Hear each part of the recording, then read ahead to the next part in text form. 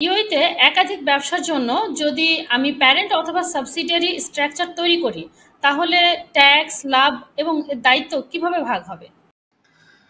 আপনার প্রশ্নটি যেটা হচ্ছে যে হোল্ডিং কোম্পানি যদি হয় তাহলে কিভাবে আপনি ট্যাক্স কমাতে পারেন। হোল্ডিং কোম্পানির ক্ষেত্রে যেটা হতে পারে সেটা হলো যে আপনার যদি ফ্রি জোন এবং মেইনল্যান্ডের মাধ্যমে কোম্পানিগুলো থাকে, সাবসিডিয়ারিজ মেইনল্যান্ডে থাকে, ফ্রি জোনে যদি মেইন কোম্পানি থাকে, অথবা অল্টারনেটিভ ভাইস ভার্সাও হতে পারে।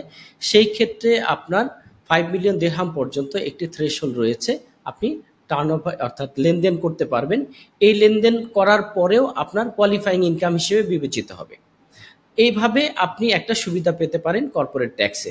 নর্মালি আমরা জানি ফ্রি জোনের কোম্পানি যদি মেইনল্যান্ডে কোনো প্রকার বিজনেস করে, তাহলে সেই বিজনেসটার আর তখন কোয়ালিফাইং ইনকাম হিসেবে থাকবে না।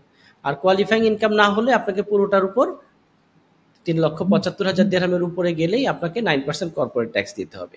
আর কোয়ালিফাইং ইনকাম হলে আপনাকে কোনো প্রকার কর্পোরেট ট্যাক্স দিতে হচ্ছে না।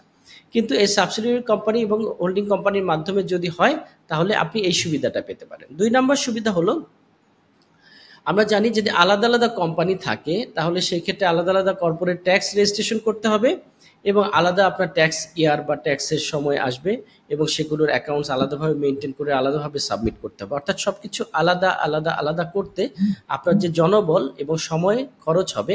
কিন্তু হোল্ডিং কোম্পানি যদি হয় তাহলে আপনার একটা ট্যাক্স গ্রুপ করে ফেলতে পারবেন। যদি মাদার কোম্পানি 95% অর্থাৎ শেয়ার তার চেয়ে বেশি হোল্ড করে, তাহলে আপনি ট্যাক্স গ্রুপ করে নিতে পারেন।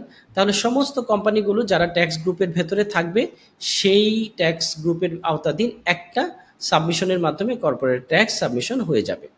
তো এই জন্য হোল্ডিং কোম্পানি এবং সাবসিডিয়ারিজ হলে এই জাতীয় সুবিধাগুলো আপনি পেতে পারেন।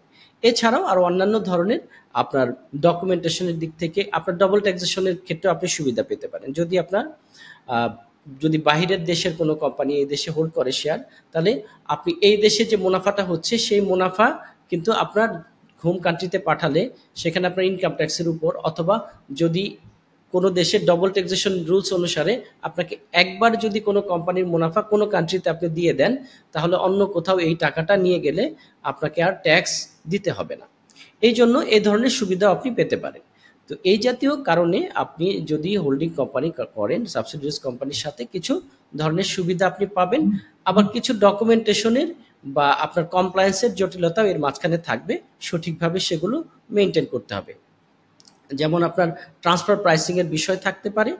তারপরে হচ্ছে আপনার স্বচ্ছতা, কারণ দুটোই যদি আপনার নিজের কোম্পানি হয়, তার মাঝখানে যদি লেনদেন হয়, তাহলে লেনদেনে আপনাকে স্বচ্ছতা বহন করতে হবে। কোনো আন্ডার ইনভয়েস এবং ওভার ইনভয়েস করা একেবারেই যৌক্তিক হবে না, এবং এটা আনইথিক্যাল হবে। এবং এটা যদি গভর্নমেন্ট বা এফটিএ কখনো আইডেন্টিফাই করতে পারে, তাহলে আপনার পেনাল্টির সম্মুখীনও হতে পারেন।